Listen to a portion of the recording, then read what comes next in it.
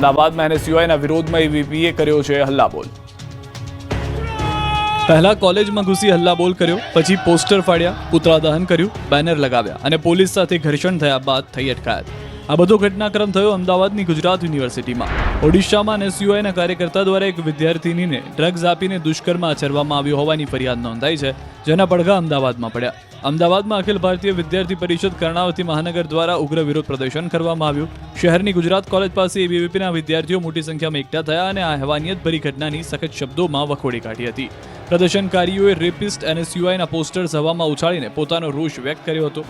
વિદ્યાર્થીઓ એનએસયુઆઈ મુર્દાબાદના નારા લગાવ્યા અને પુતળા દહન પણ કર્યું, કડક સજાની માંગ કરી। એબીવીપી દ્વારા વિરોધ પ્રદર્શન કરવામાં આવતા પોલીસ અને કાર્યકરો વચ્ચે ઘર્ષણ થયું। પોલીસે કાર્યકર્તાઓ પાસેથી પુતળા લઈને એક બાદ એક કાર્યકર્તાઓને પકડી લીધા। એબીવીપીના કાર્યકર્તાઓને ડિટેન કરવામાં આવ્યા હતા। તો વિજાપુરમાં હવે રખડતા ઢોર મુદ્દે રેલી નીકળી, આંદોલનની ચીમકી। આ દ્રશ્યો મહેસાણાના વિજાપુરના છે, જ્યાં રખડતા ઢોર મુદ્દે શહેરીજનો વિદ્યાર્થીઓ રસ્તા પર ઉતર્યા અને વિરોધ નોંધાવ્યો। વિદ્યાર્થીઓથી માંડી સ્થાનિકોએ મોટી સંખ્યામાં પોસ્ટર સાથે ઉતરી વિરોધ કર્યો, નારેબાજી કરી, હલ્લાબોલ કરી રખડતા ગૌવંશ અને મનુષ્ય જીવ બચાવો રેલી કાઢી હતી, જે શહેરમાં ફરી ટીબી હોસ્પિટલથી મામલતદાર કચેરી પહોંચી હતી। રખડતા ગૌવંશ અને મનુષ્ય જીવ બચાવો રેલીમાં મોટી સંખ્યામાં શહેરીજનો જોડાયા અને મામલતદારને આવેદનપત્ર પાઠવ્યું। વિજાપુર ગૌસેવા હિત રક્ષક સમિતિએ રખડતા પશુધનની સમસ્યાના નિવારણ માટે મામલતદાર કચેરી આવેદનપત્ર સુપરત કર્યું છે। શહેરીજનોની માંગ છે કે રખડતા ઢોરની યોગ્ય વ્યવસ્થા કરવામાં આવે અને નાગરિકોનો જીવ બચાવવામાં આવે। સમિતિએ માંગ કરી છે કે પાલિકા સાથે મળીને ભાડા પટ્ટે જગ્યા રાખીને અથવા પડતર કે ગૌચરની જમીન પર ગૌશાળા કે એનિમલ હોસ્ટેલ બનાવવામાં આવે। મામલતદારે રજૂઆત કરતાઓને પશુધન માટેની વ્યવસ્થા કરવા 10 દિવસનો સમય માંગ્યો છે અને સમસ્યાના નિરાકરણનો દિલાસો આપ્યો છે। જામરાવલમાં વિવિધ પ્રશ્ને કોંગ્રેસે કર્યો વિરોધ। દ્વારકાના જામરાવલમાં પ્રાથમિક સુવિધાઓને લઈને કોંગ્રેસ રોડ પર ઉતરી હતી। જનતા જાગો, ભ્રષ્ટાચારને ભગાડો, લોકોની કમાણી ભ્રષ્ટાચારમાં સમાણી, ભ્રષ્ટાચાર વિરુદ્ધ અવાજ ઉઠાવો, અમે જેલમાં જવા તૈયાર છીએ સહિતના પોસ્ટર સાથે કોંગ્રેસના કાર્યકર્તાઓ રોડ પર ઉતર્યા।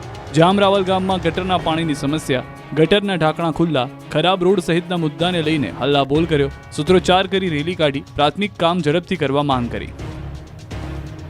આ તરફ બ્રિજ તૂટવા મુદ્દે મોરબી કોંગ્રેસે કર્યો વિરોધ।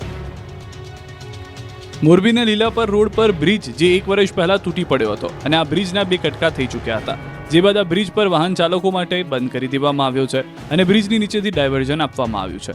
આ ડાયવર્ઝનનો રસ્તો પણ વરસાદમાં ધોવાઈ જતા સ્થાનિક વાહન ચાલકોને અવરજવર માટે ભારે હાલાકી પડી રહી છે। છેલ્લા 1 વર્ષથી હજુ સુધી આ બ્રિજ નવો બનાવવામાં આવ્યો નથી, ન તો આ બ્રિજને રિપેર કરવામાં આવ્યો, જેને લઈને મોરબી જિલ્લા કોંગ્રેસે સ્થાનિકો સાથે પોલખોલ કાર્યક્રમ યોજ્યો અને તાત્કાલિક આ બ્રિજને રિપેર કરવા અથવા તો નવો બનાવવાની કોંગ્રેસે માંગ કરી છે।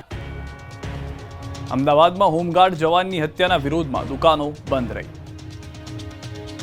અમદાવાદના દિલ્હી દરવાજા વિસ્તારમાં હોમગાર્ડ જવાનની સરા જાહેર હત્યાનો મામલો વધુ ગરમાયો। પ્રારંભિક પોલીસ તપાસમાં છેડતીના કારણે એક યુગલે હત્યાને અંજામ આપ્યો હોવાનું સામે આવ્યું હતું। વીએચપી અને બજરંગ દળ સહિત હિન્દુ સંગઠનો દ્વારા હત્યા પાછળ છેડતી નહીં પણ એમડી ડ્રગ્સ જવાબદાર હોવાના ગંભીર આક્ષેપો સાથે શાહપુર અને ઘીકાંટા વિસ્તારને બંધનું એલાન આપવામાં આવ્યું હતું, જેના પગલે ઘીકાંટા, શાહપુર સહિતના વિસ્તારોની દુકાનો સજ્જડ બંધ રહી હતી। સવારથી વેપારીઓ અને ગ્રાહકોથી ધમધમતા આ વિસ્તારમાં સન્નાટો હતો, કાગડા ઉડતા હતા, મોટાભાગની દુકાનો સજ્જડ બંધ રહી। બંધના એલાનના પગલે વહેલી સવારથી જ શાહપુર વિસ્તારમાં પોલીસ કાફલો ખડકી દેવામાં આવ્યો હતો। મહત્વનું છે કે અમદાવાદના શાહપુર વિસ્તારમાં આવેલી ભોયવાડાની પોળમાં રહેતો અને હોમગાર્ડમાં ફરજ બજાવતા કિશન શ્રીમાળીને બદરુદ્દીન શાહ નામના શખ્સે આંતર્યો હતો અને કહ્યું હતું કે મેરી બીબી કે સામને ક્યું દેખતા હૈ। કઈ બદરુદ્દીને છરી કાઢીને કિશન પર હુમલો કરી દેતા નાસભાગ મચી ગઈ હતી। પોલીસે બંનેની ધરપકડ કરી લીધી છે। ધારાસભ્ય આનંદ પટેલે વલસાડ ડીજીવીસીએલ કચેરીને ગજવી। વાંસદાના કોંગ્રેસી ધારાસભ્ય આનંદ પટેલ અને કોંગ્રેસે વલસાડમાં ડીજીવીસીએલ કચેરી પર હલ્લાબોલ કર્યો। ડીજીવીસીએલમાં ફરજ બજાવતા એફઆરટી કર્મચારીના હકના મુદ્દે તેઓએ વલસાડ ડીજીવીસીએલ કચેરી પર રજૂઆત કરી। ડીજીવીસીએલમાં ફોલ્ટ વખતે થાંભલા પર ચડી અને ફોલ્ટ રિપેરિંગ કરતા એફઆરટી ટીમમાં યુવાનોની ભરતી કરવામાં આવી। કામદારોને છેલ્લા કેટલાક સમયથી તેમની માંગને લઈને રજૂઆત કરવામાં આવી રહી છે, જે નહીં સંતોષાતા આખરે આનંદ પટેલની આગેવાનીમાં મોટી સંખ્યામાં એફઆરટીના કામદારો અને કોંગ્રેસ અગ્રણીઓએ વિરોધ કરી કચેરીને ગજવી હતી। શોષણ બંધ કરવાની સાથે જ તેમને પૂરતો પગાર આપવામાં આવે તેવી માંગ કરી। કચેરીની બહાર જ બેસી સૂત્રોચ્ચાર કર્યા। જો આગામી સમયમાં કર્મીઓની માંગ સંતોષવામાં નહીં આવે તો ટૂંક સમયમાં ફરી આંદોલન કરશે તેવી ચીમકી પણ ઉચ્ચારી હતી। વિધાનસભામાં કોંગ્રેસના નેતા બનતા તુષાર ચૌધરીનું વ્યારામાં દમદાર સ્વાગત। ગુજરાત વિધાનસભામાં કોંગ્રેસના નેતા બનતા કંઈક આ રીતે વ્યારામાં ભવ્ય સ્વાગત કરવામાં આવ્યું। આદિવાસીઓ ઝૂમી ઉઠ્યા। ગુજરાત વિધાનસભામાં કોંગ્રેસના નેતા અને ખેડબ્રહ્માના ધારાસભ્ય ડોક્ટર તુષાર ચૌધરી પોતાના વતન વ્યારા ખાતે પહોંચ્યા. જિલ્લા કોંગ્રેસ સમિતિ દ્વારા વ્યારા ખાતે ભગવાન બિરસા મુંડા વંદન કાર્યક્રમનું આયોજન કરવામાં આવ્યું. અહીં પહોંચતા તુષાર ચૌધરીનું ફટાકડા ફોડી હારતોરા પહેરાવી સરઘસ કાઢી દમદાર સ્વાગત કરવામાં આવ્યું. કાર્યક્રમ દરમિયાન ડોક્ટર તુષાર ચૌધરીએ સરકાર પર ભ્રષ્ટાચારને લઈને આકરા પ્રહારો કર્યા અને આગામી દિવસોમાં તાપી જિલ્લામાં ભ્રષ્ટાચારને ખુલ્લો પાડવાની સાથે ભ્રષ્ટ અધિકારીઓ જિલ્લો છોડે તે માટે વિધાનસભામાં ફરિયાદ કરવાની પણ ચીમકી ઉચ્ચારી છે. માવામાં નાખવાની ડુપ્લિકેટ તમાકુની ફેક્ટરીથી સુરતથી પકડાઈ હોવાની જાણકારી.